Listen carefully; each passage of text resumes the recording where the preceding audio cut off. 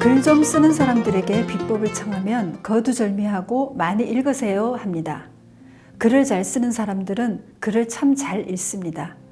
전문가들은 잘 읽지 못하면 잘 쓸 수 없다고, 쓰는 힘은 읽는 힘에 달렸다고 강조합니다. 그런데 우리는 잘 읽지 못합니다. 그러니 잘 쓰지 못하는 게 당연할지도 모릅니다.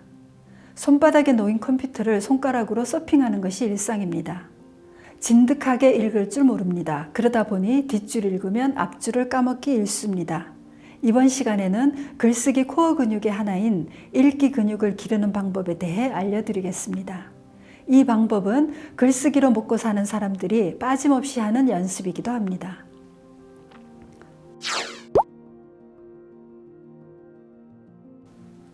무턱대고 읽기만 해서 될까요? 글을 잘 쓰는 사람들이 몰래 하는 베껴쓰기 연습법을 소개합니다. 베껴쓰기란 말 그대로 잘 쓰인 글 한 편을 그대로 옮겨 쓰는 것을 말합니다. 일일이 옮겨 쓰다 보면 주의를 집중해서 읽게 됩니다. 이 과정에서 한 편의 글이 어떻게 쓰였는지 훤하게 들여다 보입니다. 베껴쓰기는 최상의 읽기 훈련입니다. 일일이 손으로 쓰면서 읽기 때문에 집중하여 읽는 연습을 드립니다. 베껴쓰기는 또 최고의 쓰기 연습입니다. 잘 쓰인 글을 일일이 옮겨 쓰다 보면 의도한 아이디어를 메시지로 전달하는 방법을 배웁니다. 메시지를 효과적으로 전달하기 위해 내용을 구성하고 문장으로 표현하는 방법들을 체득합니다. 베껴쓰기를 반복해서 연습하다 보면 글에 대한 감각과 안목이 길러집니다. 잘 쓴 글을 알아볼 수 있다면 그러한 글을 쓰기가 훨씬 쉽지 않겠어요? 베껴쓰기는 읽기 근육을 만드는 쉽고 빠르고 근사한 방법이지만 진지하게 임하지 않으면 효과를 보기 어렵습니다. 단순히 글자만 옮겨 쓰는 것으로는 효과를 보기 어렵습니다. 베껴쓰기 연습은 어떻게 하는지 6화 원칙에 따라 정리한 내용을 표로 보여드립니다. 좀 더 설명드리자면요. 베껴쓰기 연습법에서 가장 중요한 것은 베껴쓰기 할 글을 고르는 것입니다. 이때 잘 쓴 글이 아니라 제대로 쓴 글을 골라야 합니다. 잘 쓰고 못 쓰고는 주관적이라서 기준이 애매하지만 제대로 쓴 글은 누구에게든 통하는 기준을 확보합니다. 저는 일간지 논설위원이 쓴 1500자 내외의 칼럼을 적극 추천합니다. 신문사 논설위원이 쓴 칼럼은 누구나 읽기 수월한 대중적인 글쓰기의 표본이기 때문입니다. 논설위원은 지금 가장 뜨거운 이슈들을 소재로 정치, 경제, 사회, 문화 등 전반에 관한 내용을 글로 씁니다. 논설위원이 쓴 칼럼은 소속 신문사에서 숙련된 전문가들이 여러 차례 다듬어 신문에 실기 때문에 제대로 쓰인 글로 봐도 무방합니다. 신문 칼럼은 쉽게 구할 수 있다는 측면에서 베껴쓰기용 글로 적격입니다. 종이신문에서 칼럼을 골라 베껴쓰기를 권합니다. 그래야 단락 중심의 글쓰기를 배우기도 좋습니다.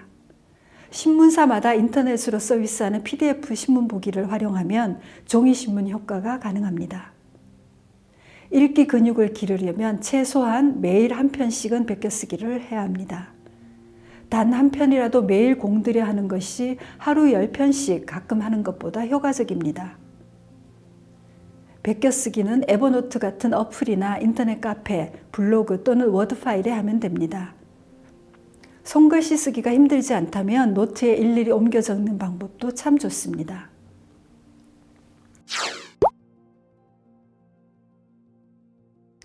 매일 제대로 쓰인 글 한 편을 그대로 옮겨 쓰기, 이 기본에 숙달되면 심화 과정에 도전하십시오.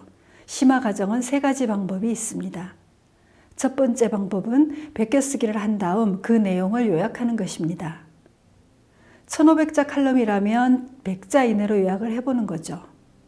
내용을 제대로 이해하고 핵심을 간파하는 능력이 길러집니다.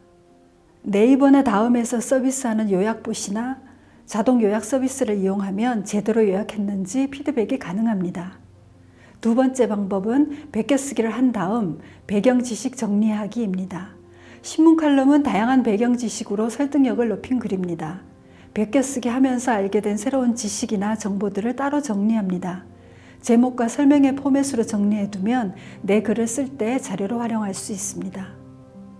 심화 과정 3번째 방법은 베껴쓰기 한 내용을 내 것으로 만들기입니다. 베껴쓰기를 하면 내용을 더 깊게 이해하는 한편 다양한 생각과 느낌을 갖게 됩니다. 이것을 글로 써보세요. 원문에 대한 나의 생각, 느낌을 다룬 한 편의 다른 글이 탄생합니다. 이렇게 하면 베껴쓰기가 최고의 읽기 연습이며 최상의 쓰기 연습임을 실감합니다.